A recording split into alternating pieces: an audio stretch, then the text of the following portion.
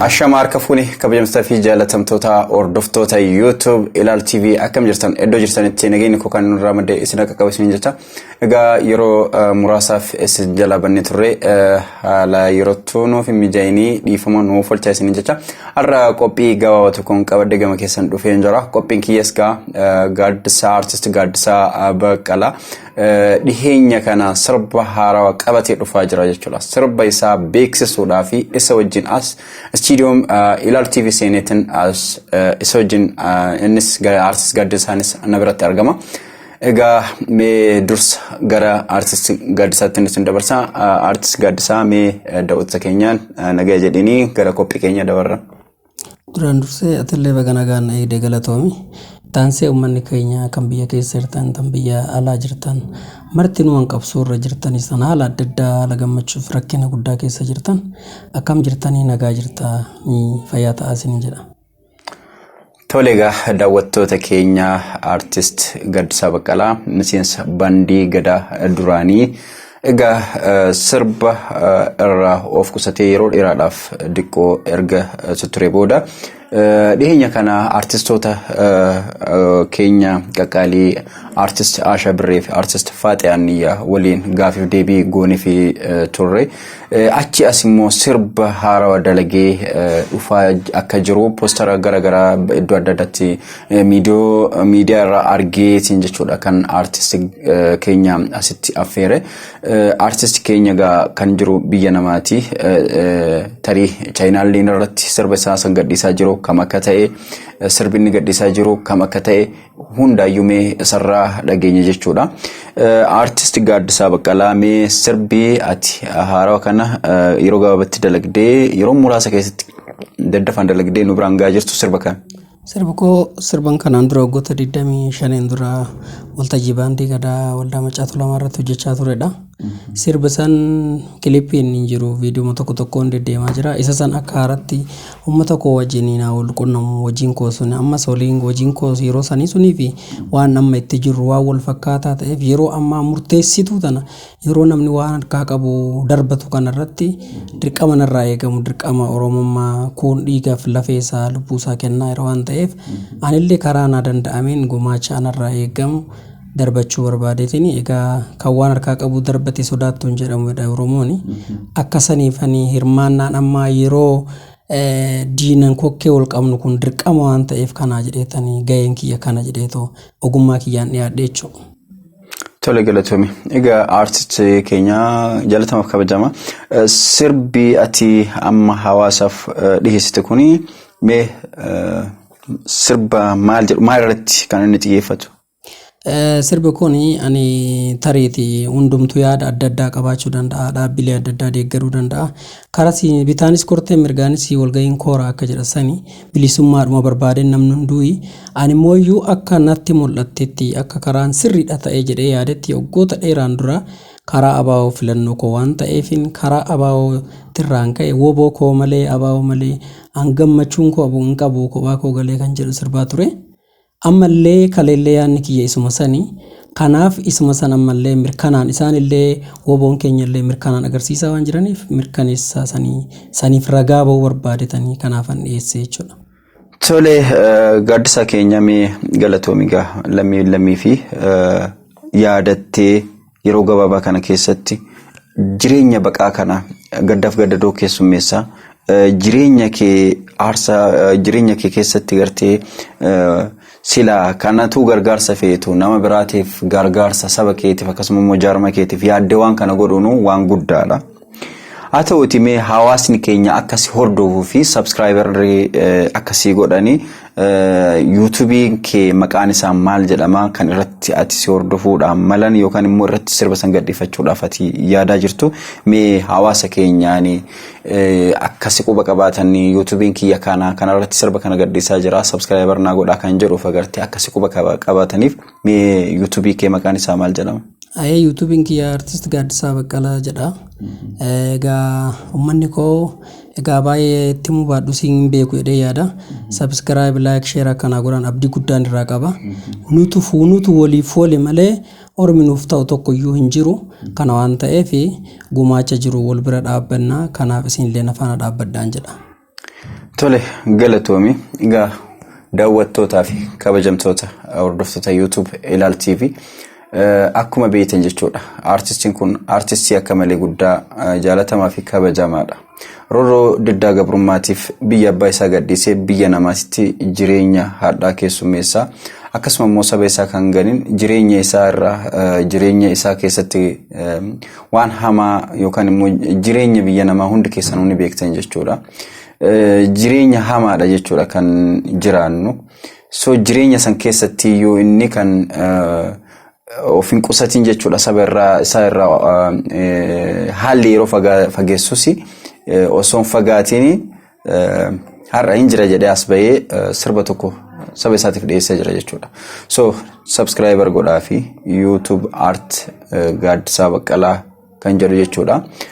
As jalatti isiniif keenyee jirra maqaa isaa jechuudha kan maqaa isaa amma argaa jirtan kana jechuudha YouTube Art Gaaddisaa Baqqalaa. Please subscriber godhaa fi hordoftoonni akkasuma kabajamtoonni daawwattoonni keenya jechuudha kan yeroo ammaa nu hordofaa jirtani. Egaa gaaddisaa keenya mee ammas garuma keetiin deebi'a. Sirba kana jechuun tanaan dura jechuudha. Akkami yaaltee turte? Sirba kana dhugaadha yeroo dheeraas yaalaan ture. Yaadannootti sirraa qaba ture. Seenaa koo keessatti yeroo ijoollummaa kootti adda bilisummaa Oromoo Finfinnee Gullalleetti hin beeka. Isaan illee turtii yeroo gabaabduu qofa mul'atanii yeroo ana ijoollummaa koo Finfinnee gadhiisanii gara dirree qabsoo Oromiyaa deemanii isaan fedhiin isaan irraa qaburraa isaan Oromummaa koo ija Oromummaa koo kan naasaqan isaan waan ta'eef fedhii isaanii san irraa qaburraan ka'ee seenaa dhugaa kootiin sirba kana hojjedhe waltajjii irratti yeroo dheeraa hojjechaa ture jechuudha. Gurra hawaasaa hin geenye jechuudha sirbi kun waltajjii irratti hojjette malee amma dura. Sirriidha waltajjii irratti hojjedhe waltajjii irraa waraabanii viidiyoo namoota adda addaa kan baandii gadaa waldaa Maccaa Tuulamaa baandii bilisummaa akkas sheer gochaa turame. Yaa ta'u malee seeraan istiidiyoo seenamee haala viidiyoo hammayyaatiin bareedan waraabamee uummata bira hin jiru YouTube kee jaras hin jiru. Yeroo barbaadetti argachuu hin danda'u jechuudha. Kanaaf sirba koo jaaladhu waan ta'eef kanaaf irra deebi'ee dalagee jechuudha. Okay, gaaddisaa keenya tanaan dura jechuudha. Yeroo jijjiirama yookaan immoo micciirama jedhee uummanni keenya si wal caccabsaa fiigaa galu sanitti faallaa warra PP sirba tokko sirbitee turte 2018 keessa. Ammayyuun bilisoomni kan jedhu. Mee sirba san mee dura sirba san sagalee naannoo jedhu. Sirba sanii ndibuuti ya dibaabee maltaate dibuunko maltaate utuun baaleen eegu boolerraan gabbuute maal jedheen sirbe tariitii warri dhageenyes ta'u adeemsa dhaga'uu danda'a. Gaakkinan sirba sanitti sirbe warri dirqame Eertiraarraa galee mootummaan sun waan Eertiraan araarameef haala jirurraan ka'u hin galanii akkam bilisoomni odoo beekanii galanii jechuudha. Warri Eertiraarraa gale siyaasii aga tokko nuu galti. Warreen immoo diyaaspooronni Awustiraaliyaa, Ameerikaa, Kanaadaa biyyoota adda addaa Awurooppaarraa galan immoo itti fakkaattee yookaan bilisummaaf gabrummaa adda wallaalaniit OPDO waggaa 27 nu fixxetti nu bilisoomsitee amananii galanii jechuudha. Warreen amananii galan saniif isaaniif deebii kennuufan odoon baaleen eeguu boolerraan gabbuutee xiyyaaran jedhee balaaleffannaan sirbe. Tariitii namni yeroo san nama bilisummaa yeroo san jibbe ta'ee namni natti aarullee danda'a ture. Ani akeeka kiyya adeemee dubbiin sunillee akkasuma ta'e bilisummaan sunis soba ta'e jechuudha. Yoo namni bilisoomne shubbisee dhiichisaa ture ani bilisoomne jedhee balaaleffadheen abdiin koo woboo kaabaaf kibba lixaaf jiddugala Oromiyaa ta'e isaan qofa abdadheen biiftuun karaa lixaa biiftuun karaa bahaa jedheetan isaan saniin abdii koo ibsadhee ture jechuudha sirba san irratti. Akeekni koo sanuma ammallee kaleellee akkasuma jechuudha. Kanaafan faallaa sana. Warra fixeensa jechuun hobbaa waan jedhamu tokko jira. Hobbaa jechuun beekame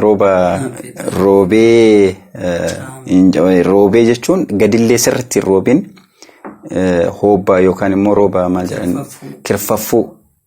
Rooba see warra yeroo san gammadaa turetu jira.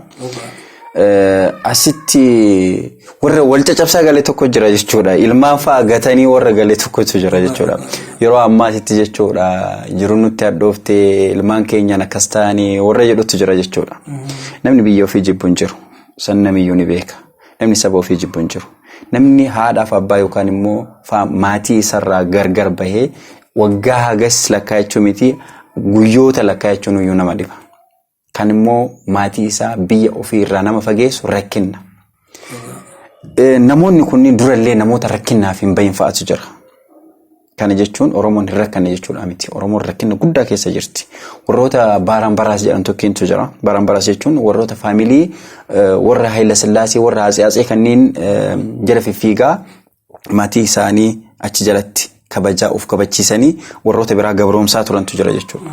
Warri kunniin gaafa eenyu jijjiiramni yookaan immoo dargii cabee akkasuma wayyaaneen seentus paaspoora baafatanii warra biyyarraa bahanidha jechuudha. Dhiibbamanii osoo hin ta'initti hawaasa waliigaltee waan dhabaniif malee mootummaan isaan cinqeetii miti jechuudha. So warri kun har'allee jijjiiramni dhufe jennaaniin wal caccabsaatii fi gagaran jechuudha. Jijjiiramni sun hin jiru jechuudha. Sabni keenya gabrummaan akkuma itti fufetti wanti maqaa jijjiirate sirna bifa jijjiirate malee gabrummaan kiyyoon gabrummaa impaayera sun kan cabee miti jechuudha. So ati immoo deebisaa yeroo sanitti qaroomtee deebisaa 2008 keessa yeroo manni jijjiirame yeroo san deebisuu keessa baay'ee tokko na dinqisiise galatoomin siin jedha. Kanarratti mee akka aartistii Oromoo tokkotti aartistii jechuun ija hawaasaati. Ijaaf gurra hawaasaati. Waan hawaasni quban qabaatiin qaroodhaa daddafee argee hawaasaaf of eeggannoodhaaf kan sirbu jechuudha aartistii jechuun yookaan immoo bifa fiilmiitiin haa ta'u diraamaadhaatiin haa ta'u bifa adda addaatiin ibsa waan tokko ibseeti hawaasaaf of eeggannoo kenna jechuudha. Yookaan dammaqaa yookaan wanni sun akkana jecha ifaatiin haa ta'u jecha dachaatiin haa ta'u karaa adda addaatiin ibsa jechuudha. So mee akka aartistii Oromoo tokkotti haalli yeroo ammaa keessa jirru kun jechuudha. Fakkeenyaaf yaadadha bara warri PP kun gara Tigraay deemanii dhahanii artist Alii Saabit wajjin waan tokko dalagnee turre liivii seennee haasoo tokko dhiyeessinee turre seensi isaan Tigraay seenan suniyyuu akka sirriin ta'in wanni kun boodatti rakkina guddaa akka qabu sirriitti ibsinee turre. Garuu yeroo sanitti dhageetti haadhabnu malee wanni sun akkuma nuti jenne san deemeeti wanni sun akkasuma ta'e jechuudha. Yeroo amma keessa jiru kana warri sun as dhufaa jira. Just lolli duraan Tigraayitti ta'aa ture sun Tigraay keessaa baheeti Oromiyaa seenee jira jechuudha. Daangaa amma fakkeenyaa fi lolli kan itti deemaa jiru Walloo keessatti jechuudha. Tigraay keessatti miti. Just waan jedhu Oromoo yeroo ammaa kun gursummeetti jedhan gaafa isiin heerumtuun dhageettu. Gaafa isiin hiikamtu moo ni dhageetta. Maalinni gursuma yeroo heerumtu san siin hin mari'attu. Yeroo immoo hiikan san siin mari'atti qabeenya barbaaddii addaan qoodamuu barbaaddii addaan ba'uu barbaaddii xaaxaa hedduutu jira waan hedduutu jira jechuudha. Amma PP'n akkas goote uummata keenya jechuudha. Gaafa dhayitu san uummata keenya mari'attee hin dhayine jechuudha. Dhayitee dhooftee kaan hiitee kaan ajjeeftee maal gooti jechuudha. Amma yeroo uummanni sun as deebisee fi isaan kan immoo injifatanii gara godina Oromiyaa seenanii gaafa har'a jechuudha kan isin hawaasa keenya rakkisaa jirtu jechuudha na deeggaraa jettee. Ijoollee daa'imaa fuutee gara dirree waraanaa oofaa jirtu jechuudha. Manguddoota kan sila boqotan fa'a minishaadha jedhanii fuudhanii gara dirree lolaa oofaa jiran jechuudha. Oromiyaa dirree lolaa godhan jechuudha. Dheengadda guyyaa muraasa torban kan darbe kana keessa Walloo xayyaaraan dhaawaa turan jechuudha. Mee waan kanarraa mee hawaasa keenyaaf ergaa akka ta'u of eeggannoof dammaqinaaf mee waan ati hawaasa keenyaaf dhaamtu jira? Sanitti odoon seenini kan Itoophiyaa waliigalaa kanatti odoon seenini duraan dursee ummanni keenya burjaajii keessa jiru burjaajii hamaa keessa jira isa san keessa akka bahaniin dhaama fi harruma Oromiyaa faarsee borummoo Itoophiyaa ta'a yaada tokko irratti Oromoon gad dhaabbachuu qabdi. Oggaa 27 oggaa dheeraadhaaf waa'ee Oromiyaa haasa'aa turre eengaddamoo deebi'anii garagaran Itoophiyaa ta'anii ammas akkuma biraa ta'u yoo tokko argan saniifis harka dhaanii wanti sun hin dalaguu jechuudha. Itti dabarree immoo akka mootummaa federaalaa yookaan akka Itoophiyaa sanitti yoo achi ceene Oromiyaa keessaa achi baane mootummaan gabroomsaa yoo waan qabee gadhiisu wallaalee yeroo saniif yoo mootome haga dhumaattuu mootiidhuma of se'a. Odoo dhugaadhumaan biyyattiin sun akkuma Itoophiyaa sanittillee nagaa haa taatu barbaade dura ibiddaaf gujiitti sin qabsiisu ture. Isaanitti qabsiisee isaan gubee hamma fixu fixee sanbooda immoo gara Tigraay deemee jechuudha. Deemuu hin qabu ture. Duraa duuba mootummaan kun mootummaa duraa duuba isaan laallee jechuudha. Qeerroon bilisummaa Oromoo fi Woboon akkam godhanii mootummaa san akka kuffisan hin beeka galata isaan dhorke. Galata isaan dhorke sanitu immoo hunduu mootii qaba beeyta. Galata isaan dhorke sanitu immoo Tigraay walitti buuse Tigraay immoo amma dhukkee irraa kaasaa jirti jechuudha. Haala sanii kana fakkaata kabajaa warra qabsaa'ee fi ingoone kabajaa san godhu dhaqaaqee ibidda harkaan qabe amma gadhiisuufillee irra rakkate itti deemuufis hin dadhabee cinqii keessa jira jechuudha. Kan itti dabalataan immoo lolicha oofaniit mootummaa sirnoota hatsee waan ta'aniif jarri kan gaafatte Umaraa fi karaa Suudaan irraanii isaan oofanii lola karaa Wallootti dabarsanii jechuudha. Nuyi karaa Gondariin akkasiin dhufu kan jedhama yaadaa turre. Lolicha gara ofiitirraa ittisanii gara Oromoo Wallootti qabanii Oromoo Walloo dhahaa jiru garmalee xiyyaaraan dhahaa jiru. Yaa ta'u malee Oromoo Walloo Oromoo kam caalayyuu waggoota 450 ol ofirraa qolachaa ture jechuudha. Mootummoonni 5-7 irratti jijjiiramee Walloo fixuu hin dandeenye. Fixuu mitiite inumaayyuu daran jabeessaa jechuudha. Walloodha Walloodhu jechuun gaazitti kibriitii qabsiisu jechuudha. Kana waan ta'eef Walloo nuyi Oromiyaan godinni 11 itti abdannaa ittiin dhaadanna Walloon hin mooti malee mo'amtu jedhee yaada jechuudha. Wajjin jirra. Tole artisti Gaaddisa Baqqalaa hedduu galatoome. Asirratti ammas mee gaafii tokkoon sii qaba. Fakkeenyaaf OPDO'n dhaaba TPLF'n ijaaramedha. Kuni irra deddeebi'amee yeroo hedduus hawaasa keenyaaf ifa akka ta'u ibsamee jira. Ni beekanis guutuu hawaasni keenya waan kana ni beeka jechuudha. ABO'n dhaaba qaama Oromootiin ijaaramee dhaaba walabaa jechuudha. Dhaaba kana balaaleffataa dhaaba kana ofitti qabaa mee akka Itoophiyaa saboota sablammii hunda san keessa sabni Amaaraa yeroo amma keessa jiru kana jechuudha hanga mootummaa kana qofa son ta'e kaanirraa mootummaan akkuma mootummaa wal jijjiirutti mootummaan tokko yoo dhufe dhaqanii jala seenan jechuudha. Kaanis dhoofsan jechuudha. Lolli Tigraay akkaataan Tigraay itti dhahamtuuf Itoophiyaan tun akka jeeqamtu ebaluu akka hidhamu kuunaan waa hidhamu hanga sadarkaa Ameerikaa Washington DC keessatti hiriira ba'an jechuudha. Jawaar nu waa hidhamu Baqqalaan nu waa hidhamu Maareen nu waa hidhamu jechaa turan jechuudha. ABO'n OPDO achi maaliin Woboo akka achi keessaa balleessan jechuma isaanii jala deema jechuudha mootumichi kun jechuudha. So mee sabni kuni garamitti deemuutti jira. Fakkeenyaaf saboonni sablammoonni Itoophiyaa keessa jiran hundi isaaniitti Qinaan burjaajeetti waan dubbatu dhabeetti taa'u jira. Warroonni dhageetti qaban immoo inumaayyuu yeroo ammaatti yeroo isaan waan tokko jechuun wanni sun sirrii miti jedhanii dubbatan dhagahamaa jira jechuudha.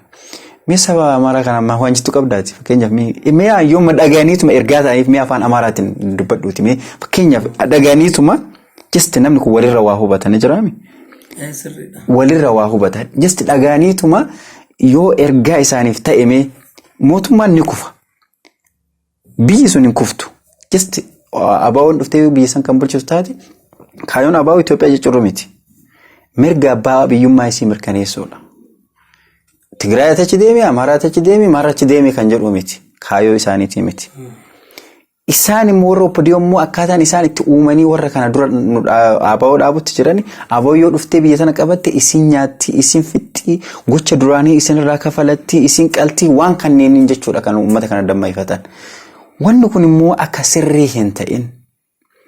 ABO'n isaan kan akka hin qalle akka isaan kanarraa dhimma hin qabne fedhii fi kaayyoon ABO abbaa biyyummaa isii mirkaneeffachuu afaan isii aadaa isii qabeenyi isii kan saamame saba isii kan cunqurfamaa jiru kanneen kabajjifatuun alatti saba namaa jeequu qaluu kanneen irraa dhimma hin qabdu jechuudha. Mee waan jettuun qabdaan mee afaan Amaaraa kanaan itti diigiiti waan jettuun jedhi. Ayyee mee dura sanitti seenuun dura Amaariffatti odoon seenne dura waan Oromoon jedhu tokko jira. Adaamii ollaa qoree waan jedhamu tokkotu jira. Adaamiin ollaa qoree yoo taate yeroo hundaa bootuma jiraatti miidhama jechuudha. Namni ollaa Amaaraa ta'e Amaaraa waldaan geessu yeroo kamiyyuu nagaan qabu jechuudha. Beenishaangulii wallolu, Oromoo wallolu, Tigraay wallolu, Affaarii wallolu, Eertiraallee amma sissinni araarama malee wallolu, Qimaantii wallolu, Agaw wallolu. Itoophiyaa tana tan nagaa ishii dhorka walumaa galatti Amaara jechuudha. Diktaatarummaa durii sun isaan keessaa bahuu hin dandeenye yoomillee yoo isaan badan malee waan isaan keessaa bahuu natti fakkaatu. Ammallee waan tokko fakkeenya tokko isaaniif hima. Uummanni naannoo Habashaa Amaarri kun jechuudha. Daa'ima xiqqoo gaa 6-7-9 jechuudha. Daa'imni xiqqoollee waan bareedoo tokko sitti argatte wanni kun kiyyattee boossi jechuudha. Uummanni kun uummata akkanaati.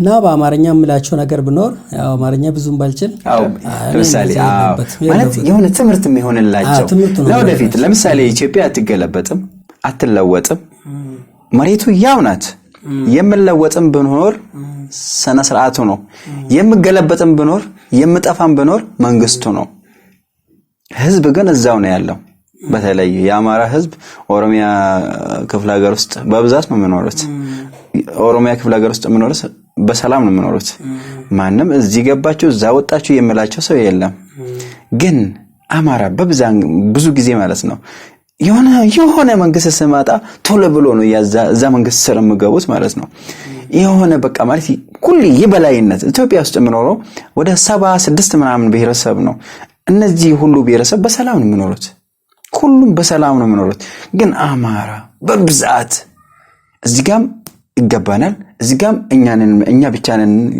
የምል የሆነ የበላይነት ሁሉ የማሳየት ማለት ሁሉም ሰው ነው እግዚአብሔር ሲፈጥረን እኔ ለምሳሌ ሲፈጠር ኦሮሞ ሆኜ እንዲፈጠር እግዚአብሔርን ጠይቄ አይደለም ግን ሆኖ ብሎ ነው የፈጠረኝ ከተፈጠርኩ በኋላ መፍቴን ነው የተገፈፍኩት እኔ ብቻ ሳይሆን አባቴ አያቴ ሙሉ ብሔረሰቤ ማለት ነው ለዛ ነው ግማሽ ብሔረሰቦቼ ወደ ትግል የገቡት ማለት ነው እንጂ ፈልገን አይደለም ወደ ትግል የገባ ነው አባ ኦነግም ይሁን ፈልጎ አይደለም ወደ ትግል የገባው መፍቶ ተነክቶ ነው ማንነቱ ተገፎ ነው ስለዚህ እስቲ ለአማራ ብሔረሰብ እንደ ህዝብ እንደ ሰው እንደ ኦሮሞ አርቲስት የምትለው ነገር ካለ እስቲ በላቸው ያው እነሱ ነገር በጣም ብዙ ተብሏል ብዙም ተነግሯቸዋል እምገባቸው ከሆነ ላዋጣችሁ አትቆስቅሶ ነው የምላቸው የሆነ ይሁን የሆነ ምንም አይሆናቸውም ግን እንደነሱ አመለካከት ሃይማኖትም እነሱ ናቸው የሚያውቁት ሀገር መግዛትም እነሱ ናቸው ትምርትም ያላቸው እነሱ በእንደዚህ ጠባብ አስተሳሰብ ነው ያላቸው ስለዚህ ከጠባብ ከዚህ ከጨለማ ውስጥ ውጡ ነው የምላቸው እና ሃይማኖትንም ደግሞ ስሙ ነው የሚያውቁት እንጂ ስለ ሃይማኖት አያውቁም ሃይማኖት የሚያውቅ ሰው ከጎረቤት አይጣላም ሰውን ከብሔር ብሔር ለይቶ አይጣላም እና ሰው ሲፈጠር ማንንም ሰው እኩል ነው ያንን እኩልነት ይወቁ ኢትዮጵያ በእኛ ነው የተገነባች ይላሉ በእነሱ አልተገነባችም ሁሉም ብሔር ብሔረሰቦች አንድ ሲሆን ነው እንጂ ኢትዮጵያ በአንድ ብሔር የምትገነባ ኢትዮጵያ ካለች እሷ ገደል ትግባ ሁሉንም ብሔር የሚታጠቃልል ኢትዮጵያ ናት ለሁሉም የምትሆነው ምናልባት እንኳን አብረን የምንኖር ከሆነ እና ሰፋ ያርጎ ያስቡ ያጼዎቹ አዋጣችሁ ያጠፋችኋል እንጂ ምንም አዋጣችሁም ነው የምላቸው አው በዚህ ላይ ለምሳሌ ወደ እንግባ አርሲ አሁን ግማሽ የሆነ ጦቶ ተቆረጠ እጁ ተቆረጠ ምናምን የሚሉት ማለት ነው ለምሳሌ አማራ ግማሹ አርሲ ክፍለ ሀገር ውስጥ ነው ያለው ማለት አያሳፍርም በለራሱ አያሳፍርም ግን አንድ ቀን አማራ በየሆነ ጨካኝ እንደዚህ በኦሮሞ በአርሲ ተገደልኩ የሚል አማራ ሰምተን አናውቅም በሰላም ነው የምኖሩት ይፈለገ ኦነግ መጥቶ ኢትዮጵያን በገዛት ራሱ ያው ነው ለምሳሌ ይሄ ህዝብ አብሮ ኖሯል አብሮ በልቷል እኛ የምንቃወመው ስነ ስርዓቱን ነው አማራን አንጠላውም ኦሮሞ አሁን ለምሳሌ ለአማራ ጥላቻ የለውም ግን ምን ጠላው ነገር አለ እኔ አጠገቤ ቁጭ ብላውን ስላጽ ያጽ ብታወራልኝና አጼን ብታሞገዝ ብታቆፍስ እዛ አጠገቤ ቁጭ ብላ አልወደም ለምን እነዛ ስነ ስርዓት ጎርቶናል ለምሳሌ የምልልክ ስነ ስርዓት ጎርቶናል የለስላሴ ስነ ስርዓት ጎርቶናል ስነ ልባዊ ስለ አካላዊ ብዙ ነገር ጎርቶናል ያንን ነገር ተው ነው እኛ ያልነው እንጂ አማራን አልጠላንም ስለ አማራ ጥላቻ የለንም ለምሳሌ በብዛት ነው ኦሮሚያ ክፍለ ሀገር ውስጥ እየኖሩ ያሉት ግን እዚህ ጋር በጣም የሆነ የሚያሳፍር ነገሮችን እናያለን። እዚያ ትግራይ ሄዳ የሆነ በፕሌን ሲመጡ እዚህ ጋር እነሱ ይጨፍራሉ። ሰው መሞት እንዴት ሰውን ያስደስታል?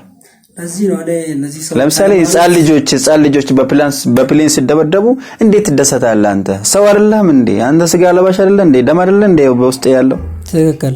ለዚህ ነው ሰዎቹ ሃይማኖት እንዳለ ያውቃሉ እንጂ ሃይማኖት ምን እንደሆነ ያውቁም ያልኩ እና ለምሳሌ አርሲ ውስጥ እንዳልከው ሁሉ ወለጋ ውስጥም አሉ እና ከኛ ጋር እየኖሩ እኛን መስሎ እየኖሩ መጥፎ የሚያስቡት ነገር የትም አደርሳቸውም። እነዛ ሩቅ አማራ ክልል ያሉት እዚህ ኦሮሚያ ክልል ውስጥ ያሉት ለነሱ ቢያስቡላቸው ጥሩ ይመስለኛል። እኛ ደግሞ ሲጀምር የአባገዳ ልጆች ስለሆነ በቀልም የለብንም፣ በቀልም አናደርግም። ግን አይንኩን ነው በቃ እኛ ጥያቄ ማለት ነው። Tole Gaaddisa Baqqalaa hedduu galatoomii waan hedduu keessa deemnee mari'anne galatoomii siin jechuu barbaada. Asirratti mee osoo sagantaa keenya xumuriin duratti mee Gaaddee sirba haarawaa kee kana mee diqqoon jechuu dandeessa? Abaa malee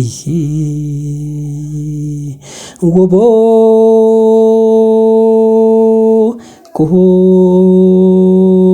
malee abdi ko malee loltu ko malee anga machun kabo koba ko gale ngada tanjira dak wobo ko dabe abao malek wobo ko malek gachana ko malek abdi ko malek angamachun kabu koba ko gale gadda tanjira dak koba ko gale kana fakka. Tole galatoomii Gaaddisa Baqqalaa baay'ee tokko nama gammachiisaa sirbi. Egaa daawwattootaa fi kabajamtoota keenya sirba Gaaddisa Baqqalaa haarawaa kana dhagahuu fi YouTube isaa Art Gaaddisa Baqqalaa isa jedhu kana jechuudha. Irra deebi'een isiniif hima. As jala isiniif kaa'een jira. Achitti akkuma spellingii asirratti argaa jirtan kana barreessitanii akka subscriber gootanii fi akka share gootanii fi abdii guddaan qaba. Egaa gaaddeemee irra deebuudhaan sirba biraa nu qabattee dhufaa jirtamoo isuma kana? Egaa kana warri rafnaan jetti sareen jedhani akkasanii kana miidiyaadhuma keenyatu kanaan durallee na kakkaase amma saala qabsootti jirutu na kaase. Egaa wallisaan kanaan durallee dubbadhe aga lubbuun jirutti sirban dhiisu jedhee yaada. Egaa fuulduratti ittuma yaada. Aga kanaan dura uummata irraa fagaadha jedhee yaadu ittuma yaadanan dhiyaadhan jedha. Yeroo daangessuu hin danda'a yeroo kana jedheetu yeroo rabbiidhetti gadiin deebi'a. Tole Gaaddee sirba warraaqsaa kan biraa tokko sirboota kee keessaa sirboota kee amma dura jaallan koo wajjin si gaggaafannee turre sirba 27 akka qabdu dalagdee qabdu nu beeksistee turte. Hedduu maalii fi baroota dabran keessa waan ta'eef sirboonni ati gaddeeste yeroo sanitti YouTube'n bal'inaan hin jiru ture. YouTube'n kee sirbarra osoo kaa'een hafee jechuudha. Kaasita qofaan gurguramaa ture jechuudha yeroo sanitti. So mee sirboota kee keessaa kan warraaqsaa mee tokko hawaasa keenya? Egaa sirban yeroo calqabaatiif waltajjii irratti hin ba'ee jira sirba tokko. Egaa turtuudhaan irraanfadha illeedha. Egaa ma jette ayyeme. Kururima me hame tantula kururima me hame tantula biya kon gurguru demi tandula kururima me hame tantula kururima me hame tantula saba kon gurguru demi tandula oromon gurguru demi tandula kapsu soda chuni demi tandula saba gurguruda demi tandula karshin bitamunis demi tandula saba gurguruda demi tandula Kururima me hamen chalecha ani wobo yade enyu nagecha oromia kecha dina valecha malu chacha jirtu mena todecha maljare sitimu dina valecha maljare sitimu dina val inuma namonni kenya sirritti waan yaadachiisten kolfe chacha nan jedhan chachan kun mallatto ilmaan tuulamati jecha haasofnu keessattis yoo sirbinus caacaa jenna caacaa mallattoo keenyatti hin gammadaa jechuudha. Na akkana sirbaa ture waltajjii yeroo calqabaa kanaan sirbe. Baay'ee galatoomii gaaddisaa keenya. Egaa aartii gaaddisaa keenya yeroo biraa gaa bal'inaan sirba kee erga gadhiifte booda deebinee wal agarra jedheetii yaada. Ammaadhaaf qophii keenya asumaan xumurra. Egaa daawwattootaa fi kabajamtoota keenya qophiin hanga ammaa qabannee isiniif dhiyaannee asumaan xumurree jirra. Yeroo biraa qophii biraatiin hanga walitti deebinutti nagaan nu turaa jecha warroonni chaanal keenyaaf haaroo taatan YouTube Ilaal TV subscriber godhuudhaan akka nu jajjabeessitan akka share nu gootan isin itti dhaamanna. Nagaan nu turaa.